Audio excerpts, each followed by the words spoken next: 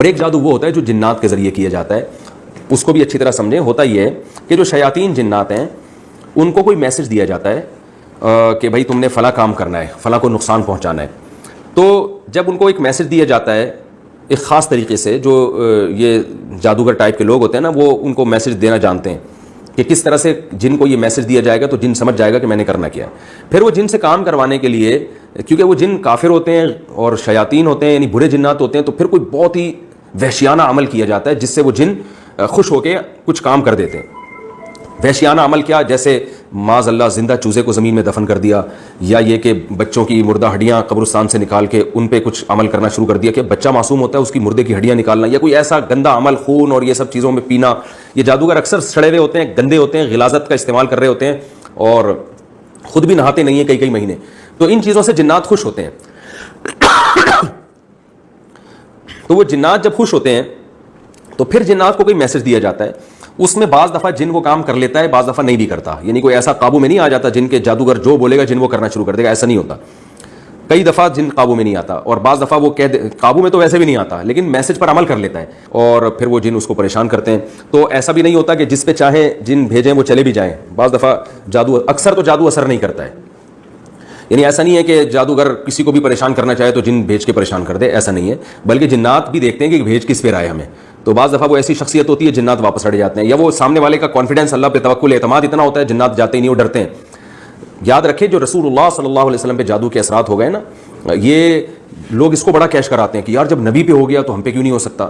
خوب اچھی طرح سمجھ لیں، نبی صلی اللہ علیہ وسلم پہ جادو کا اثر اس لیے ہوا تھا کہ یہودی آپ کو جادوگر کہتے تھے، تو اللہ نے اس الزام کو آپ سے دور کرنے کے لیے آپ پہ جادو کا اثر ہونے دیا. ورنہ جادو کا اثر آسان نہیں ہے، علماء پہ جادو کرنا آسان نہیں ہے، مشہور شخصیتوں پہ جادو کرنا آسان نہیں ہے. نبی پہ اس لیے اثر ہوا تھا، اور وہ بھی تھوڑا سا ہوا تھا، جتنا کیا تھا اتنا ہوا بھی نہیں تھا.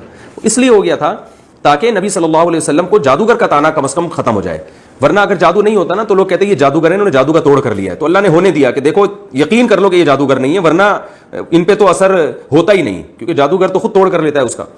ورنہ جادو کرنا اتنا آسان نہیں ہے. جو لوگ کہتے ہیں نا اتنا آسان ہے، میں کہتا ہوں حضرت ابو بکر پہ کیوں نہیں ہوا جادو، حضرت عمر پہ کیوں نہیں ہوا. یہودیوں کی دشمنی تو صرف نبی صلی اللہ علیہ وسلم سے تھوڑی تھی، حضرت عمر سے تو بڑی دشمنی تھی، وہ تو پوری خلافت قائم کی. انہوں نے حضرت علی پہ کیوں نہیں ہو گیا، حضرت عثمان پہ کیوں نہیں ہو گیا. اور آج کیوں نہیں ہو جاتا؟ آج جے you I P T I کا پھڈا چل رہا ہے، تو وہ جے یو آئی والے دو چار جادوگر عمران خان پہ، جنات عمران خان پہ کیوں نہیں چھوڑ دیتے؟ پی ٹی آئی والے دو چار جادوگر مولانا فضل الرحمان پہ کیوں نہیں چھوڑ دیتے؟ کچھ بھی نہیں ہوتا. تو اتنا زیادہ جادوگروں سے ڈرا نہ کریں. قرآن مجید کے صاف الفاظ ہیں کہ وَأَنَّهُ كَانَ رِجَالٌ مِّنَ الْإِنسِ يَعُوذُونَ بِرِجَالٍ مِّنَ الْجِنِّ فَزَادُوهُمْ رَهَقًا، کہ جنات، سورہ جن میں یہ آیت ہے کہ جنات نے کہا کہ بہت سے انسان ہم سے ڈرتے تھے جس سے ہماری سرکشی بڑھ گئی. تو پتہ یہ چلا کہ جو لوگ جنات اور جادو سے زیادہ ڈرتے ہیں، جنات اور جادو اثر بھی انہی پہ کرتا ہے. جن میں کانفیڈنس ہوتا ہے ڈرتے نہیں ہیں، ان پہ اثر نہیں ہوتا. خالد بن ولید رضی اللہ تعالیٰ عنہ ایک درخت کو گرانے گئے تھے، اس پہ جنات تھے، تو وہ جو ہے نا ایسے وہ چڑیل بن کے ان کے اوپر حملہ کرنے لگے. خالد بن ولید نے ایک تلوار گھما کے اس کا جو ہے نا وہ ستیہ ناش کر دیا. اب کوئی عام آدمی جاتا وہ تو اور ڈر جاتا، پناہ مانگنے لگتا. تو جنات سے زیادہ ڈراونا نہ کریں اور نہ جادوگروں سے ڈرا کریں. آپ دیکھ لو یہ جو جادوگر بیٹھے ہوئے ہوتے ہیں، خون پی رہے ہیں اور گوبر شوبر رکھا ہوا ہے وہ پتہ نہیں گن میں، اور وہ فلیتے پلیتے جلا رہے ہیں، لوگ ان سے بڑے عقیدت مند ہوتے ہیں. جب پولیس چھاپا مارتی ہے کیسے بھاگتے ہیں یہ؟ کیونکہ پولیس جب جاتی ہے نا کانفیڈنس کے ساتھ، وہ ڈرتی نہیں ہے، تو اس وقت ان کے جنات کہاں چلے جاتے ہیں. تو اس لیے ان جادوگروں سے بالکل نہ ڈریں. اور یہ اگر کہنا میں یہ کر دوں گا وہ کر دوں گا، میرے بیان سن کے بہت سے لوگ الحمدللہ انہیں ڈرنا چھوڑ دیا. تو ایک جادوگر نے دھمکی دی کل 24 گھنٹے میں تیرے ساتھ یہ ہو جائے گا. وہ لڑکے کا میرے پاس فون آیا، میں نے کہا اگر تو ڈرے گا تو ہو جائے گا، یاد رکھنا، نہیں ڈرے گا تو کچھ بھی نہیں ہوگا. اور اس جادوگر کو بول لے بھائی تو ڈبل کر دے میرے ساتھ نقصان نہ. تو یہی ہوا، 24 گھنٹے گزر گئے، کچھ بھی نہیں ہوا. تو یہ جادوگر لوگوں کو زیادہ فری نہ کرایا کریں.